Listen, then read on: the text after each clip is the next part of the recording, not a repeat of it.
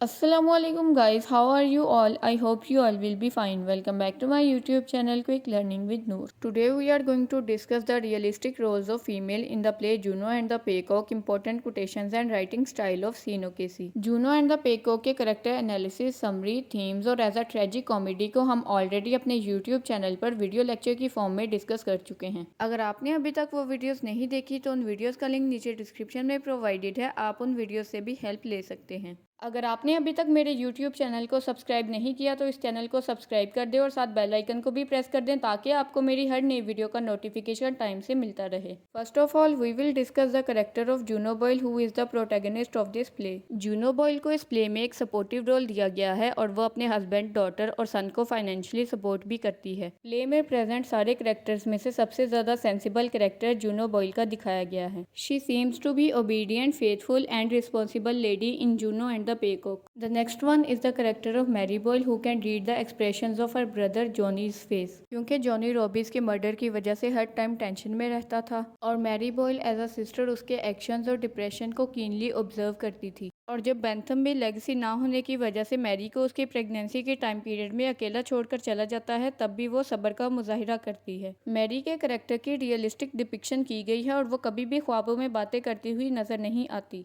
The next one is the character of Mrs Tancred who was the mother of Robbie's. Robbie's का character Irish civil war में होने वाली death और destruction को represent करता है। रोबीज की मदर के करेक्टर के थ्रू ये दिखाया गया है कि आयरिश सिविल वॉर में मेंटल स्टेट कैसे ह्यूमन बीइंग की लाइफ को इफेक्ट करती है। वो लाइफ की हार्श रियलिटीज को एक्सेप्ट करती हुई नजर आती हैं और वो रियल लाइफ को ड्रीमी लाइफ पर प्रेफरेंस देती हैं क्योंकि वो अपने लिए ड्रीमी वर्ल्ड या लाइफ को चूज नहीं करना चाहती और वो सोसाइटी की बिटर रियलिटीज को बड़ी करेज के साथ फेस करती हैं। The next one is the character of Mrs Maisie Madigan. उनके फेस पर हमेशा एक सेटिस्फैक्ट्री स्माइल रहती थी और वो एक रेमिनिसेंट पर्सन है जो कि पास्ट की लाइफ में ज्यादा रहती थी, यानी कि प्रेजेंट वर्ल्ड में रहते हुए भी वो पास्ट की मेमोरीज में स्टक रहती थी। बट वो इस प्ले में एक कीन ऑब्जर्वर का रोल भी प्ले करती हैं क्योंकि जब वो जॉनी बॉयल को हेलुसिनेशन यानी कि वहम में जाते हुए देखती हैं तो उसकी मदर जूनो से पूछती हैं, इज जॉनी नॉट वेल। रॉबीज के मर्डर में कहीं ना कहीं जॉनी बॉयल का हाथ था और उसे हर टाइम इसी बात की फिक्र रहती थी कि कभी ना कभी पुलिस उसे आकर पकड़ के ले जाएगी। Next we are going to discuss the important quotations of Irish play Juno and the Paycock. Mary Johnny के करंट स्टेट को ऑब्जर्व करते हुए जूनो से कहती है कि वो अचानक से ही बहुत ज्यादा सेंसिटिव हो जाता है। इस प्ले की सेटिंग डबलिन के टेनमेंट्स में रखी गई है और मिस्टर बॉयल अपनी वाइफ से कहते हैं कि जब मुझे जॉब मिल जाएगी तो हमारे हालात पहले से बेहतर हो जाएंगे। अब आप नीचे कमेंट सेक्शन में लिखें कि मिस्टर बॉयल कौन था और उसकी वाइफ का क्या नाम था। जेरी डिवाइन मैरी बॉयल को पसंद करता था और उसके साथ शादी करने में भी इंटरेस्टेड था और वो कैप्टन जैक बॉयल को आकर बताता है कि मैं यहाँ पर फादर फेरल का एक मैसेज लेकर आया हूँ कि अगर आप कोई जॉब स्टार्ट करना चाहते हैं तो आप रेथमीन्स को विजिट कर सकते हैं। रेथमीन्स आयरलैंड की सिटी डबलिन में ही प्रेजेंट है जो कि एक विलेज लाइक सुबर्ब है और आप वहाँ से अपनी जॉब का इनिशियल स्टार्ट ले सकते हैं। ये सब करने के पीछे जेरी डिवाइन का यही मोटिव था कि वो कैप्टन जैक बॉयल और जूनो बॉयल को इम्प्रेस करने में कामयाब हो जाए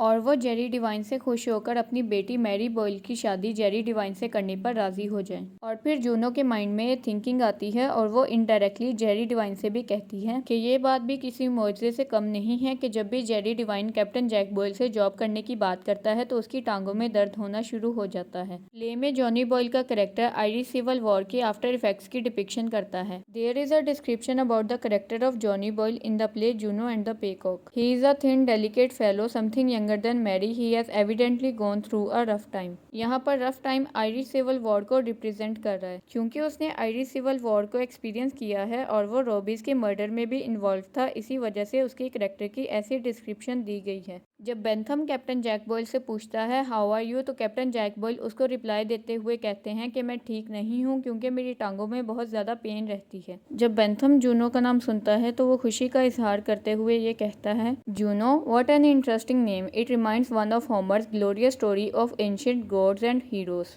जब बेंथम जैक बॉयल को उसकी लेगेसी के बारे में बताता है तो जूनो जैक बॉयल को कहती है कि अब आपको जॉब के बारे में फिक्र करने की कोई ज़रूरत नहीं है। मैरी जूनो से अपनी प्रेगनेंसी के टाइम पीरियड में कहती है कि मेरे छोटे मासूम बच्चे का क्या होगा जिसके पास उसकी परवरिश करने के लिए कोई भी फादर नहीं रहेगा। जूनो मैरी की बात का जवाब देते हुए कहती है कि उसके पास वो होगा जो उसके लिए ज्यादा बेहतर है, यानी कि उसे ब्रॉट अप करने के लिए 2 मदर्स होंगी। The first one is you, the second one is me. Captain Jack Boyle अपने फ्रेंड जॉक्से डेले से कहता है कि जॉक्से, मैं तुम्हें बता रहा हूँ कि सारी दुनिया तबाह होने वाली है। यहाँ पर होल वर्ल्ड आयरलैंड को रिप्रेजेंट कर रहा है, जबकि terrible state Irish civil war की रिप्रेजेंटेशन है। क्योंकि ये प्ले आयरिश लैंग्वेज में लिखा गया है, इसी वजह से आपने इसकी कोट्स को एज इट इज ही अपने एग्जाम में लिखना है। अगर वीडियो आपके लिए हेल्पफुल है तो इसे अभी से लाइक कर दें और दोस्तों के साथ शेयर भी कर दें। इन कोटेशंस में जैसे पंक्चुएशन मार्क्स मैंने यूज किए हैं, आपने भी सेम इसी प्रोसेस को फॉलो करना है। सो आई होप आपको यहाँ तक अच्छे से समझ आ गई होगी। Next we are going to discuss the writing style of Sean O'Casey in the play Juno and the Paycock. First of all we will define what is the writing style. Writing style वो way है जिसे कोई भी author अपने thoughts या idea language के medium के through express करता है। सीनोकेसी का राइटिंग स्टाइल रियलिस्टिक है, जिसको हम ऑलरेडी इस वीडियो के स्टार्ट में डिस्कस कर चुके हैं। Now we are going to define realism. Realism is the truthful demonstration और presentation of characters and their lives without any beautification and present them as they are with no purification. Realism में characters, उनकी lives और उनके events को as it is दिखाया जाता है। सीनोकेसी ये दिखाते हैं कि आयरिश सिविल वॉर ने आयरिश सोसाइटी पर कैसे इन्फ्लुएंस किया है। He is also regarded as highly socialist, क्योंकि वो अपने प्लेस में सोशल इश्यूज को हाईलाइट करते हैं, जिसकी best example Juno and the Paycock है। His writing style is a blend of realism and social commentary. उनके प्लेज में रियलिज्म भी पाया जाता है और वो सोशल इश्यूज पर कमेंट करते हुए भी नजर आते हैं, और वो आयरिश स्लम में रहने वाले इनहेबिटेंट्स के रियल लाइफ एक्सपीरियंसेस को शेयर करते हैं। उनकी एक इम्पॉर्टेंट कोटेशन है जिसमें वो कहते हैं कि अगर मैं अंधेरे में खड़ा रहूंगा तो तुम हमेशा अपने हाथ में सूरज लेकर मेरे लिए खड़े रहोगे। यानी कि सोसाइटी हमेशा आपकी डिजायर्स के ऑपोजिट चलती है। वो मिडिल क्लास करेक्टर्स को ज्यादा प्रेफर करते हैं, जिसकी best example Juno and the Paycock है, क्योंकि इस प्ले के सारे करेक्टर्स मिडिल क्लास फैमिली से लिए गए हैं। क्योंकि जो करेक्टर्स वो अपने वर्क्स में प्रेजेंट करते हैं वो लाइफ लाइक करेक्टर्स नजर आते हैं। वो अपने प्लेस में जो करेक्टर्स यूज करता है उनको अल्कोहलिज्म, डोमेस्टिक अब्यूज और डिप्रेशन से स्ट्रगल करते हुए दिखाया जाता है। उसके वर्क्स में मोस्टली करेक्टर्स को फ्लैट दिखाया जाता है, जो कि प्ले की बिगनिंग में भी वैसे ही रहते हैं और प्ले की एंडिंग में भी वो अपना रोल चेंज नहीं करते। उसके initial works Irish independence movement पे फोकस करते थे, मगर बाद में वो रेवोल्यूशन के बाद इमर्ज होने वाली आयरिश सोसाइटी का स्केप्टिकल बन जाता है और वो अपना इंटरेस्ट वर्किंग क्लास की स्ट्रगल की तरफ शिफ्ट कर देता है। So today we have also covered the Irish play Juno and the Paycock by Sean O'Casey. If you still have any query about this topic then you can ask in the comment section. So that's all for today. Thank you so much for watching this video. If you have any query or question related to this or any other topic then you can ask in the comment section. अगर आप channel पर new हैं तो channel को subscribe कर दें और साथ बेल आइकन को भी प्रेस कर दें ताकि आपको मेरी हर नई वीडियो का नोटिफिकेशन टाइम से मिलता रहे। वीडियो पसंद आई है तो वीडियो को लाइक कर दें और दोस्तों के साथ शेयर भी कर दें। इंशाल्लाह we will meet in some other lesson. Till then अल्लाह हाफिज़।